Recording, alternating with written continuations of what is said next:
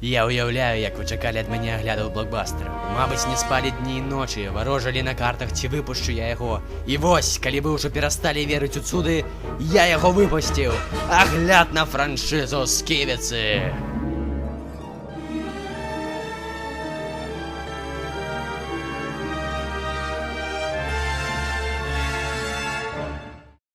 Калісьці даўным-даўно, у далёкія 70-е, адзін малады амерыканскі рэжысёр зрабіў новы фармат у кінематографе. Гэта быў Стівен Спілберг. Гаворка ідзе аб блокбастерах. Канешне, зараз у кінотэатрах кожны другі фільм гэта блокбастер, і часамі яны ўспрымаюцца як несур'ёзнае кіно для прагляду з попкорнам і колай, або проста надакучваюць. Але ў тыя часы гэта было нечым новым і незвычайным. І прынята лічыць, што эпоху блокбастераў пачаў фільм «Сківіцы» 1975 году, які, дарэчы, быў першым фільмам, што прынёс Стівену Спілбергу вядомасць і падняў рэжысёра на новы ўзровень. Увогуле зараз у кіно можна выдзеліць асобны жанр ці паджанр фільмаў пра акул, якія паядаюць людзей. Але «Сківіцы» 75-го гэта быў першы прадстаўнік свайго роду.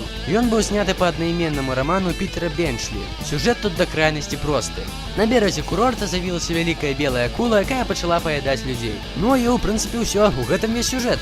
І тры смельчакі адправіліся на паляванне. Сярод іх галоўны герой шэрыф Мартин Броуді, эксперт па акулам Мэтт Хупер і ветэран другой сусветнай па прозвішчы Квінт.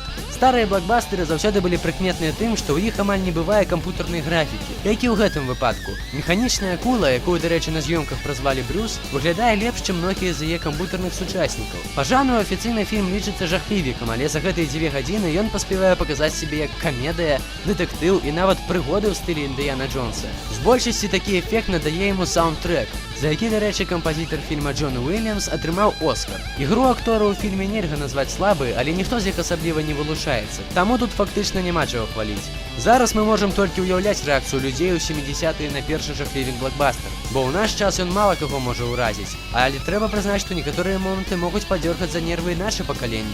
Фільм «Сківіцы» варта паглядзець хаця б дзеля таго, каб пазнаёміцца з класікай жанру, но яшчэ дзеля некалькіх шыкоўных сцэн. Але ўвогуле Стівен Спілберг пастараўся і стварыў не толькі новы фармат у кінематографе, але і дастойную экранізацыю рамана. Па закону блокбастераў, калі першы фільм атрымаўся ўдалым і ўсім спадабаўся, то трэба абавязкова здымаць сіквел. «Сківіцы 2». Сюжэт тут такі. На беразе курорта з'явілася вялікая белая акула, якая пачала паядаць людзей. Я гэта ўжо казаў. Насамрэч тут нічога не змянілася ад першага фільма. Тая ж самая сітуацыя, тыя ж самыя героі, тыя ж самыя акторы, нават механічная акула тая ж самая. Толькі вось рэжысёр ужо не Стівен Спілберг.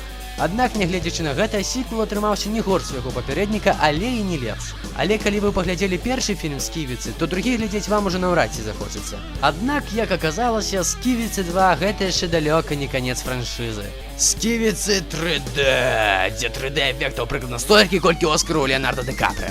Сюжэт тут заключаецца ў тым, што з'явілася вялікая белая акула, якая пачала паядаць людзей. Да ладно! Аднак на гэты раз яна з'явілася не на беразе курорта, а ў водным парку. І галоўнымі героямі сталі падросшыя дзеці Мартина Броуді. На стварэнне гэтага фільма далі $20 мільёнаў, даволі салідная сума на той час. І разлічвалася, што гэта будзе эпічная трэцяя частка франшызы з рэдкімі на той час 3D-эфектамі. А вось што атрымалася.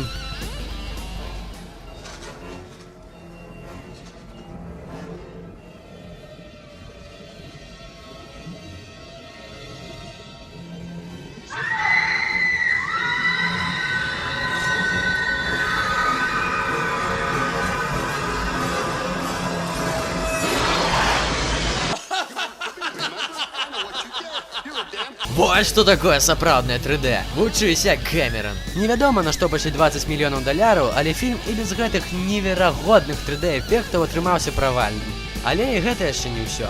Здавалася б, трэці фільм праваліўся, пара з гэтым заканчваць, але не. У 1987 годзе на экраны выходзіць фільм «Сківіцы.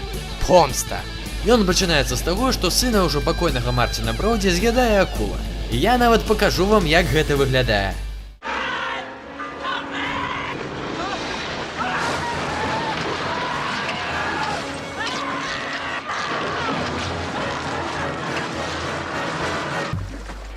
Ну здорава, гэта самая халяўная сцэна атакі акулы, што я бачыў. Уявіце сабе, каб так паказваліся ўсе экшн-сцэны ў фільмах. Megatron Prime!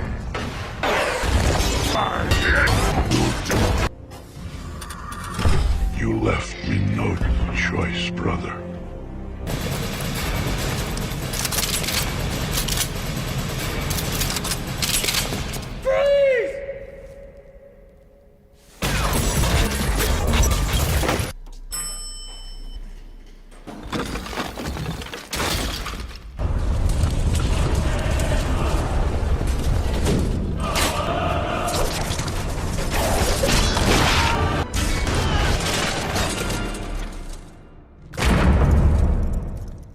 Карацей, пасля гэтага жонка Мартина, Элен Броуди, у якой застаўся толькі адзін сын Майкл, пачынае думаць, што акула, якая з'ела яе малодшага сына, хоча забіць і ўсіх астатніх членаў сям'і. Паняцця не маю чаму, навошта, мабыць, Элен калісьці напісала ў акіян, і акула ёй за гэта помсціць, ну але карацей яна настроена забіць рыбу.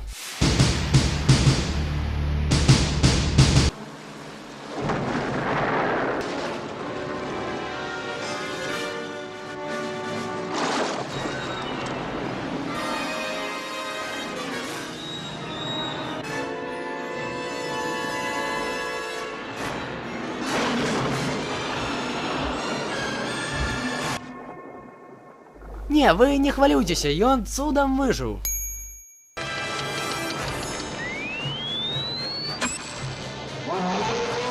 Стоп! Ведаеце, чаму так доўга не было гэтага агляду? Таму што я падарожнічаў па ўсім марам і акіянам свету, каб знайсці хоць нейкае апраўданне гэтаму фільму. Даказаць, што існуюць акулы, якія ўмеюць рычаць. І я знайшоў рыбу, якая лётае, рыбу з чалавечымі зубамі, вось гэта, і нават русалку. Але ўся экспедыцыя была дарма. Я так і не знайшоў акулу, якая б рычала. Мабыць, таму што яны не рычаць!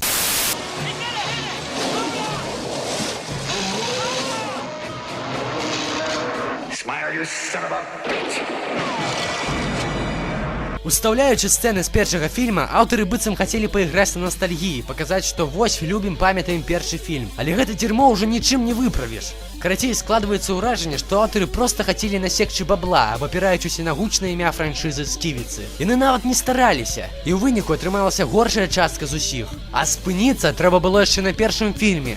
Стівен Спілберг зняў удалае кіно пра акулу-людажэра. Свет убачыў такі жанр, але навошта потым трэба было здымаць тое ж самае? Я не кажу толькі пра гэтыя 4 фільмы. Сківіцы запусцілі пасля сябе цэлы шэраг фільмаў пра акул, з большасці трэшавых. Але я лічу, што і аднаго было дастаткова.